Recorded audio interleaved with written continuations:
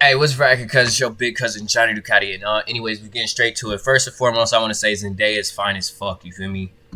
That's how we starting it off. No cap. Look at that. Fine ass. The poetry of life and what it all means and why she's here. None of it really clicks until literally the last episode. Lexi's play is the thing that finally allows Rue to see herself as just a human being who's been through a lot. We are not our worst moments. So what are the limits of storytelling and how can we tell these stories with these characters? Hey, whispering. Still all this chaos. Congratulations, Lexi! Lexi, you really outdid yourself. Oh, shit. Lexi's so paranoid of hurting people's feelings or saying too much or offending people, and then in the end, I should stop? I'm not the one putting on a play to humiliate and embarrass you. Oh, really? I don't think Lexi's expecting Cassie to have that big of a reaction, but whoa. Yeah.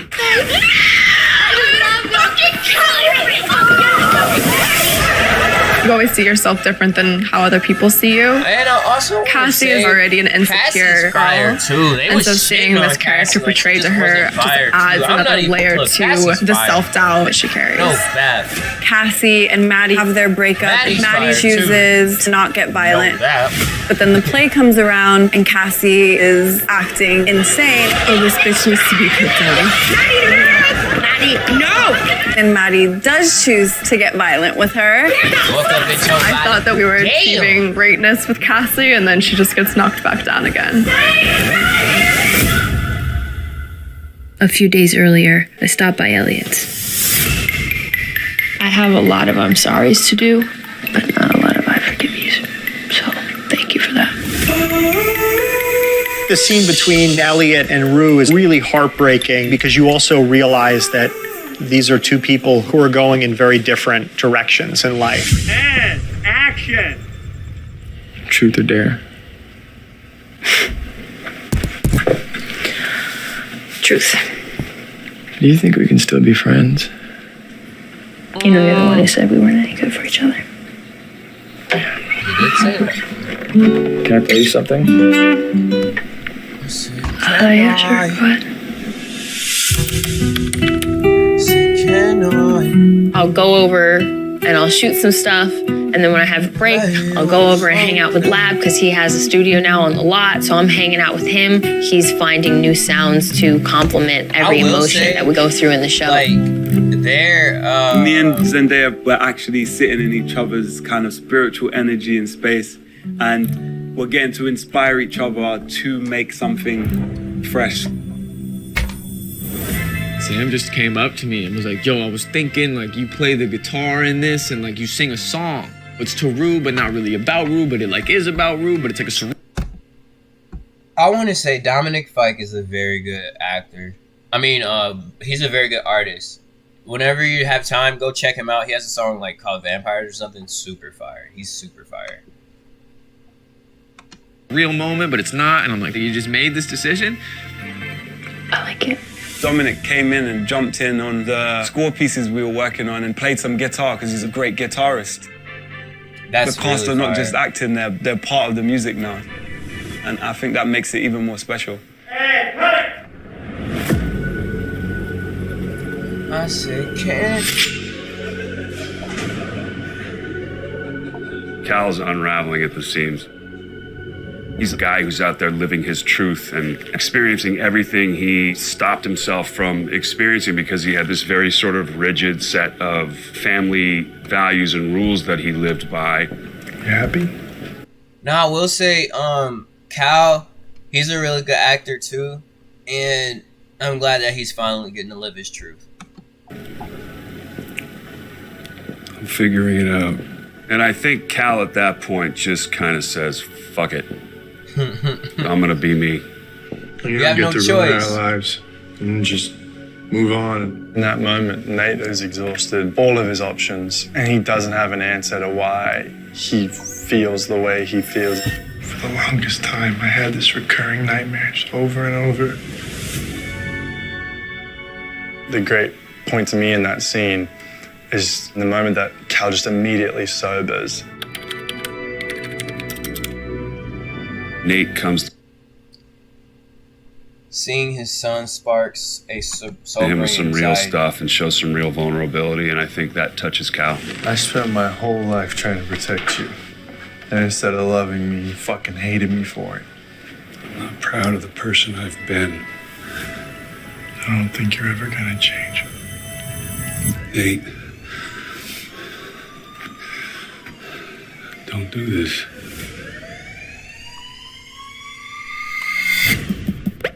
I really got to talk to you about something. Faye is kind of like that missing piece that Ash and I Faye- will say this. Look, listen. I know I done said this 80 times already.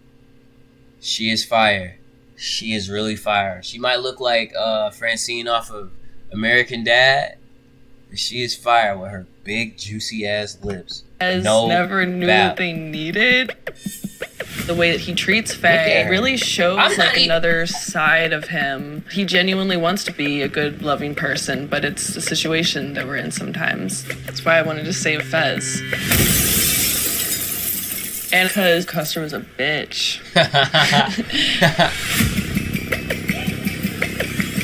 Ash, no! Life deals you the hand you have to play, and sometimes good people are forced to do bad That nigga things. name is Angus. Fezco has a strong sense of his morals, and he feels responsible to take care of Ashtray, as his little brother. Sorry, bro, but we had to make it look like you ain't do this. When Fezco hits Ashtray, he's just trying to protect the kid, where he takes the fall for everything to give his little brother that chance at life that he didn't really have. Listen to me. I did this shit. Not you. Before this even gets started, I want to say Ashtray was a real nigga. Always been a real nigga. That's a real little nigga. Oh, God.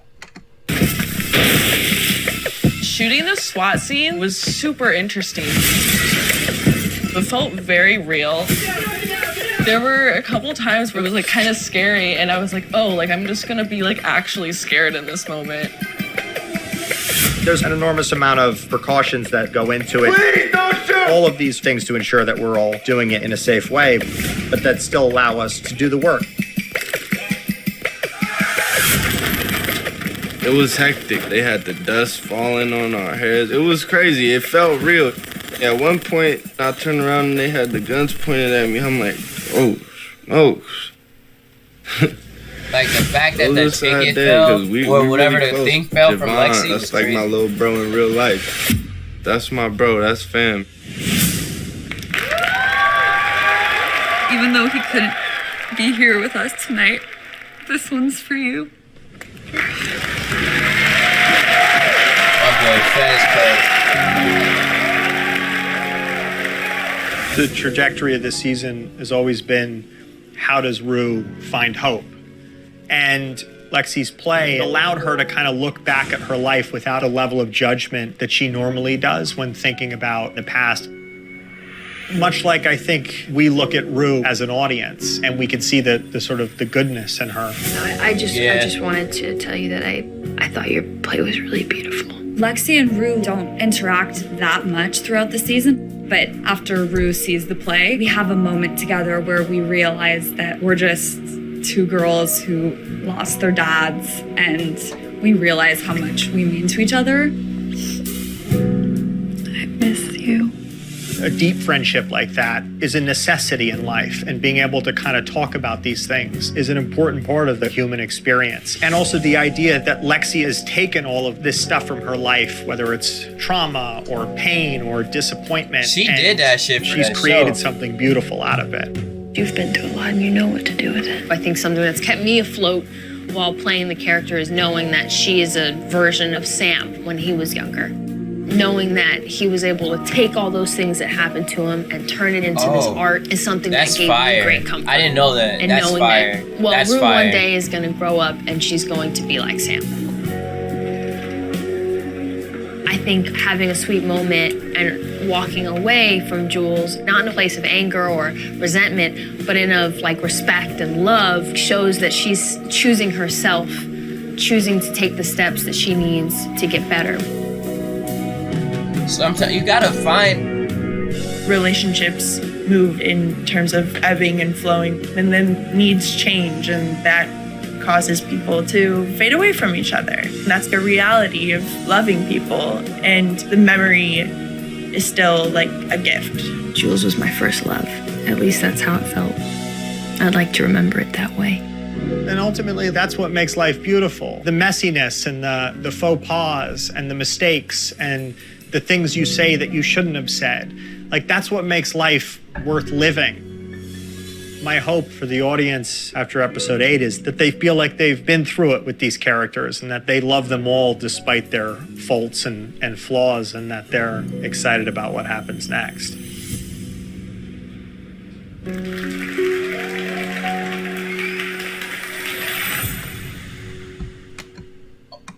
Alright, so I'm still figuring out how to do like reactions and stuff, but I will say it's wild that it went all the way through and like she never found out about like Jules cheating and shit. Like, that's crazy that she never found that out. And I'm glad that she showed growth at the end to the point to where, like, you know, she could leave Jules and just be happy and like go accomplish the shit that she wants to accomplish. Like, that's fire, because in order to move forward, you have to move forward within yourself. You can't prosper depending on others or depending on anything. You have to have the self-resilience of yourself. Like, you gotta be you, and you gotta want to do it. You can't want to do it because people want you to do it. You have to do it because you want to do it, and it's cool, you know. I like that. I hope y'all at least get something from this. You know what I'm saying? It's a good show though. No bet. Whew. Man, I can't wait for season 3. No cap. All right, they see changing him one day reach fame again.